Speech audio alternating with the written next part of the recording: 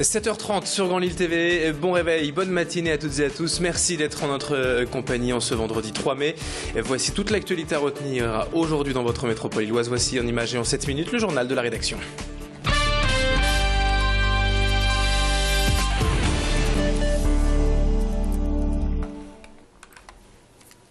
Et à la une de l'actualité, et tout d'abord en ce vendredi, veille de week-end, on démarre ce journal avec une image décalée et la récolte des asperges qui tarde à se faire dans la région cette année.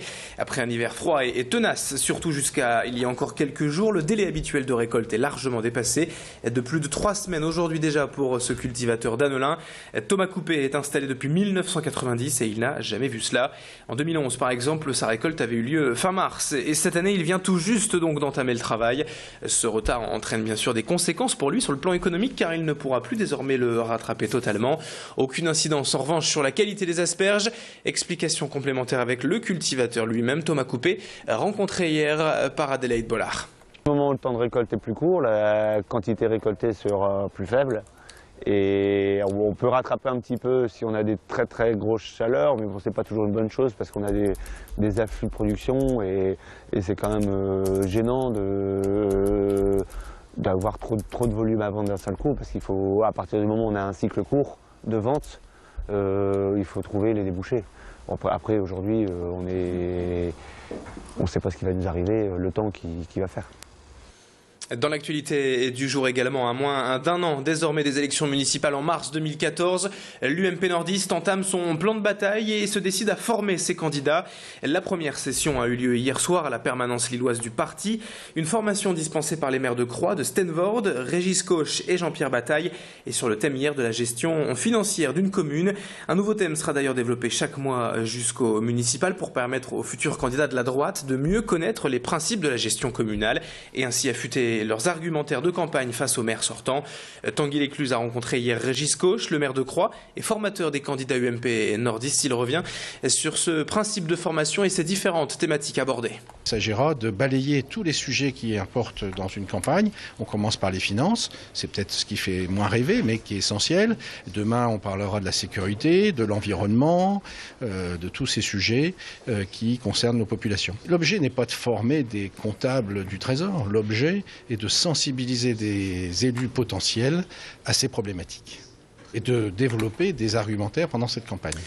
L'information en bref à présent dans ce journal et cet incendie hier à Wattreau dans le centre-ville à l'angle de la rue Carnot et de l'impasse du Brûle. Une maison a entièrement été détruite par le feu en début d'après-midi vers 14h, mais personne heureusement n'a été blessé. En revanche, malgré l'intervention des pompiers, les flammes se sont rapidement propagées à l'habitation mitoyenne. La rue Carnot a donc dû être coupée une partie de l'après-midi hier, le temps de l'intervention, et 2 familles ont dû être relogées et pour la soirée. Et puis vous l'avez sûrement remarqué si vous êtes utilisateur du Vélil, depuis quelques jours plusieurs stations connaissent de sérieux problèmes de déconnexion, empêchant ainsi de décrocher un vélo des bornes, même s'il est toujours possible en revanche de raccrocher son Vélil sans problème. Transpol est conscient de ces dysfonctionnements et travaille actuellement sur le problème. Vous pouvez vérifier à l'avance l'état d'une station sur internet ou sur votre smartphone avec les applications Vélil. Dans le reste de cette édition, on vous propose à présent une rencontre avec Barbara, une tourquenoise qui passe son temps ou presque à rénover les vieux meubles usés et jetés. Et depuis le mois de septembre, elle s'est totalement ou presque lancée dans cette affaire et partage ses créations sur son blog. Elle récupère tous ces vieux meubles dans les brocantes, à Emmaüs ou tout simplement sur les trottoirs, comme cette chaise ici que l'on voit retapée. Barbara a pour l'instant une vingtaine de produits déjà vendus, mais avoue qu'elle doit garder quand même des activités à côté pour gagner sa vie. Elle propose également de restaurer des meubles de particuliers sur commande et anime des stages de 5 personnes où chacun amène son meuble qu'elle aide à rénover. Vous retrouverez son blog sur mabulle59.canalblog.com et ses explications au micro de Mathilde Espinas.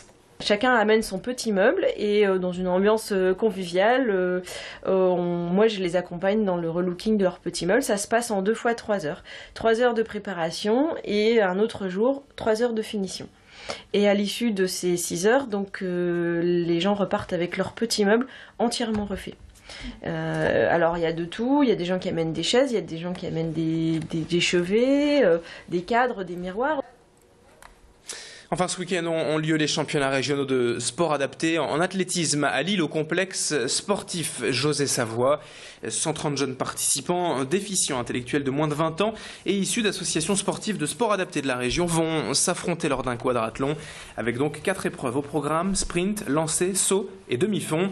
Cette compétition régionale compte pour les championnats de France de sport adapté à Poitiers au mois de juin prochain.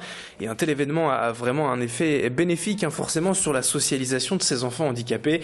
C'est la 3e année que cette compétition régionale est organisée et conjointement par la Ligue Nord-Pas-de-Calais de sport adapté et l'association Dynamique Sport. Présentation avec Céline Tapé, conseillère technique fédérale du sport adapté au micro d'Adélaïde Bollard.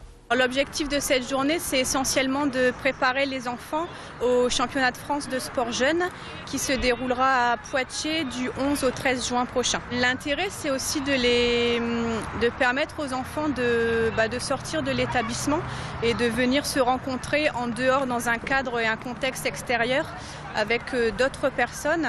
Donc ça les sociabilise également, on travaille l'intégration et toutes les notions qui peuvent être autour de tout ça. Enfin, l'un des rendez-vous de sport à ne pas manquer ce week-end, c'est du rugby. C'est les quarts de finale des playoffs de Fédéral 1 pour le LMR. Lille se déplace à Romans dans l'Isère demain soir à 19h et le match sera retransmis sur écran géant au Stadium demain soir. Match retour prévu samedi prochain. On en reparlera. 7h36 ce vendredi matin sur Grand Lille TV. Et bon réveil, bon appétit si vous prenez peut-être votre petit déjeuner dans notre compagnie. Bon courage si vous partez travailler. Restez avec nous encore 2 ou 3 minutes. Météo et trafic à suivre sur Grand Lille TV.